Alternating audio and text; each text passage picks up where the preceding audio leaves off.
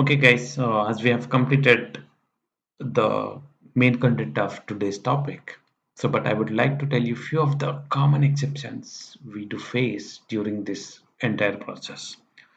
So, general exceptions are like, sometimes you will face this issue. We have just seen this, right? Like webdriver.chrome.driver system property. The reason for this is you need to have a chrome driver.exe and you need to place this line before your WebDriver instance, nothing but this one. So we got some issue and we fixed it. And sometimes you will see some issues with the version. It means like if you are not downloaded the right version of Chrome driver, you will see the session not created exceptions. So whenever you see these exceptions, you better go to the documents or release notes over here and see the appropriate Chrome driver is downloaded and added to your test. So if you download, suppose for us, our case, if I say Chrome driver, if I download Chrome driver 84, you will get into these kind of issues. Okay, guys. So that's one of the issue. And other one is sometimes assume that I downloaded the old version and now I got this exception. I got this exception. So now I would like to replace this Chrome driver with the new version or a right version. So in such cases, you will see these issues like this kind of access denied. It means that so whenever you are running Selenium WebDriver, it will create one process called as Chrome driver.exe. So you look at here Chrome driver.exe.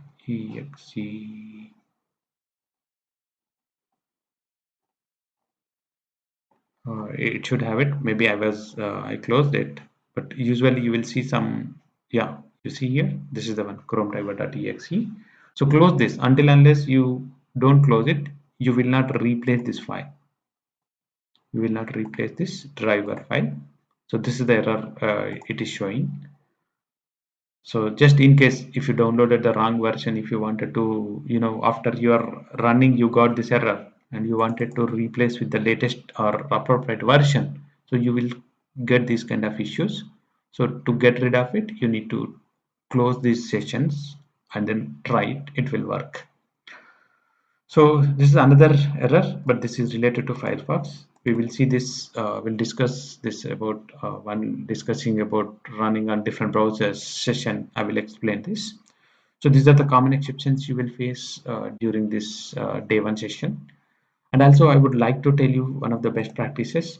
So do not use hard-coded values in Chrome driver path. So guys, you see, this is the path I have used over here. So but guys, if I share this project or if I because in real time, these projects are shared by many resources. So if if other person using this, he might has his workspace in D drive, so means the path will be definitely a big problem. It means the hard coded will not work over here. You need to replace everywhere with the project path. So to avoid that, we can use some coding over here to use relative path. So for that, I'm replacing this code like up to this with system dot get property. So this is one of the command to read the system properties, and user dot directory usually gives you the project path. Means I'll tell you, save it.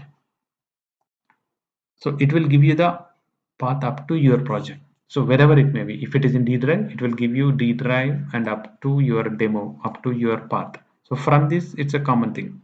So means we are replacing this demo path with the system dot get property user dot directory. This will give you the current working directory, nothing but this directory path. So that if I share this project with any of your colleagues or whoever, it will automatically find this driver and it will not create any issues. So just to check, I'm putting one breakpoint and see what property is generating. So right click. So rather than run as, I'm giving debug as. So because if you run as, it will go in a complete executable mode, it will not stop. But if you wanted to look something, like if you wanted to check what is the property value over here, this is the way you can debug. Put a breakpoint. To put a breakpoint, just mouse over here, right click, you see toggle breakpoint, just put it and right click and say debug as Java application. Just select it. Okay, very first time it will ask you, just allow it. Okay, so now I wanted to check what is the property value for this. Okay, just select only this part and right click, say inspect. You see you got up to the demo part, right? So from this automatically it will pick up the chrome driver.exe and chrome driver.get, and also it is advised to do the driver.close so that your session will not be having it. It will close all your sessions over here. So this is the best way, one of the best practice. So now run it. So maybe I changed the, oh, you got some error over here. Let's debug it. It's looking at C users Eclipse demo. Oh, R is okay. We made some error over here. You need to give double slash. Okay. So now run it. Right click, run as. It's successfully launched. And this time browser is also closed because we have added driver.close. So if you don't add it, keep on adding your chrome driver.exe sessions over here. So it's one of the best practice to follow. And one more thing, guys, I forgot to mention about the system variables too. So which we given the path as this way, like C programmer Java JDK 14.02 bin. So but the best practice is, rather than giving the complete path over here, so we need to separate this Java home path, means up to this Java in another variable. So it means I'm replacing, I'm just copying it.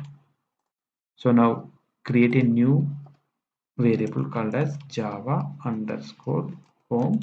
Okay, up to Java bin folder, you need to set it as a Java underscore home. Select it, and in the path here, not here, sorry, where we mentioned, I guess here, we need to replace up to Java with variable value, nothing but percent Java. This is the way we can read the variable values in environment. Okay, so now rather than hard-coded path, suppose if you change the Java to the different folder also, it will work. You need to change only at Java underscore home folder, home bin. Okay, okay, okay. So just to make sure you have a right version. Got it. So this is how we can follow the best practices. So thank you guys for watching my video. So this is my first ever video. So I'll come up with more sessions with more clear explanation. Thank you very much. Have a good day.